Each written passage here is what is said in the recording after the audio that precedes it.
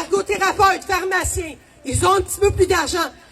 Madame Goldwater, maître Goldwater, a dit dans une entrevue, et je cite, « La DPJ avait promis est le mot important, un bébé à mes clients. » Ah oui! OK?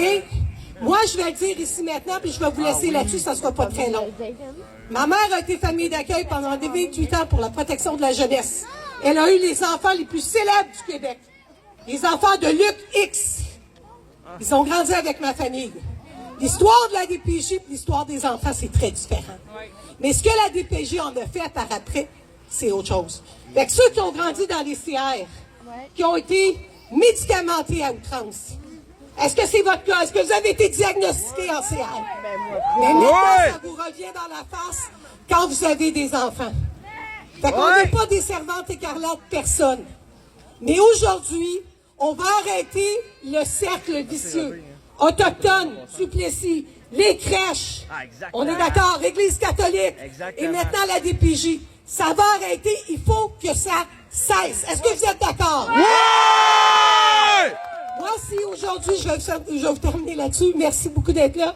Si un journaliste qui est ici aujourd'hui, j'ai en ma possession un 20 heures d'enregistrement qui a valu à une famille de se faire enlever ses enfants, ses 2 garçons.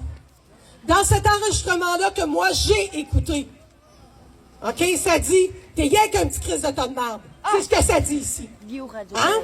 Ça dit, il est où? Je vais le nommer, moi. Il est où, Johan? Vous lui faites toujours mal. Ça, c'est qu'ils ont quitté la maison et l'enfant était dans la maison. T'as pas le droit de faire ça quand tu as 2 ans.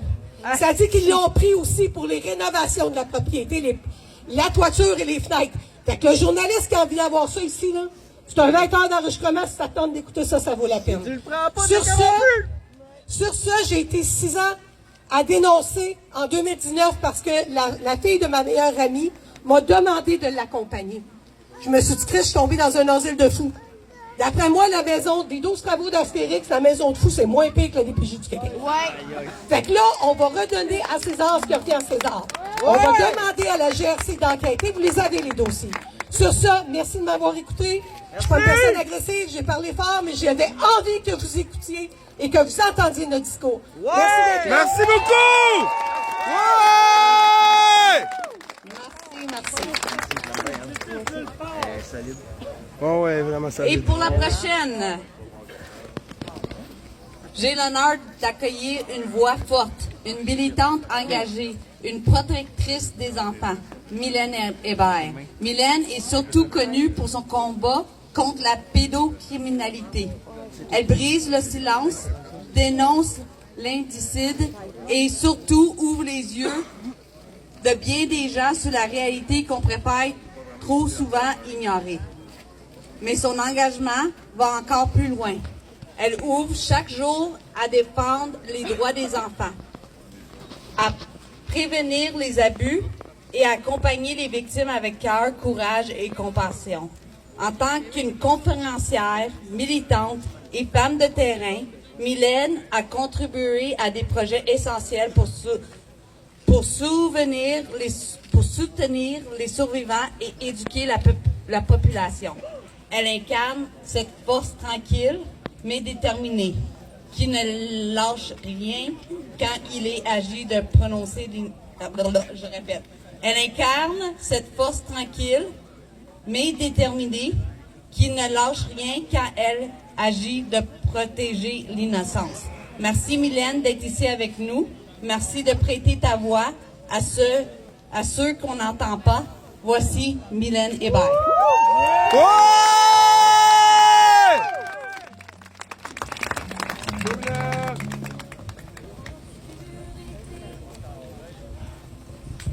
Quand j'avais 13 ans, j'ai fait une fugue. Je me suis rendue sur le pouce à Montréal en partance de Drummondville. Je devais rejoindre quelqu'un que je connaissais pas. Quand je suis arrivée à notre point de rencontre, il n'y avait personne. J'ai été finalement accueillie par une jeune femme. J'ai le souvenir qu'elle m'a emmenée dans des piqueries, des places abandonnées. Elle se réfugiait avec d'autres junkies. J'ai le souvenir de lui tenir son garrot pour qu'elle s'injecte de l'héroïne. J'avais 13 ans.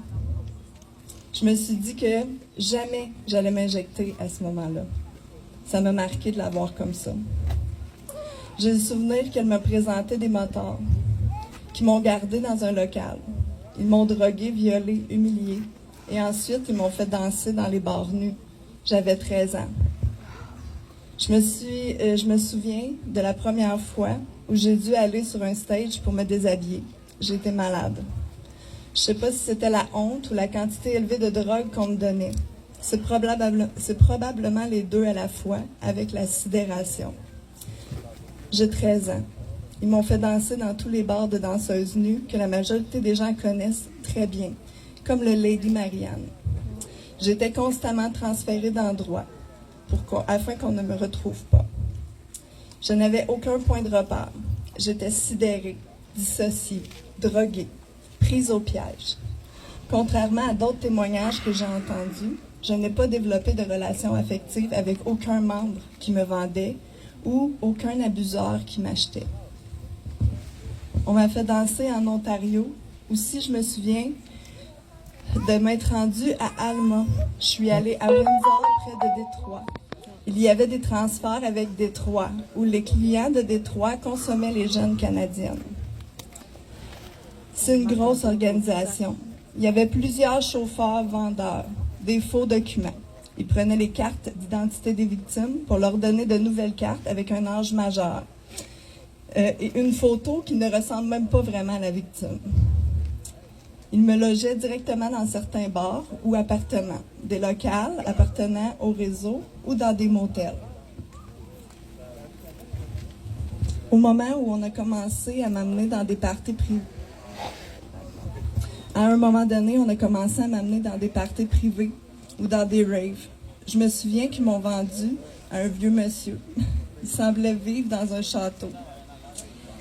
Et il y avait une autre fille avec moi. Je devais exécuter avec l'autre fille, mais ça s'est pas bien passé. Je crois que c'était la première fois que j'étais vendue de cette façon. Je crois que je n'ai pas collaboré comme ils l'attendaient de moi. Alors ils m'ont droguée à en perdre complètement conscience. À partir de ce moment, ils ont commencé à me vendre, étant droguée et complètement inconsciente. J'ai le parfait souvenir d'avoir été fouillée de la tête aux pieds, d'avoir passé des détecteurs de métal pour entrer dans certains lieux où j'étais vendue. J'avais 13 ans, j'étais terrorisée. Ils me droguaient pour que je ne sois pas en mesure de me souvenir de quoi que ce soit, particulièrement que je ne sois pas en mesure de reconnaître les clients abuseurs, des personnalités publiques qui me consommaient. J'étais dissociée et droguée. J'avais 13 ans.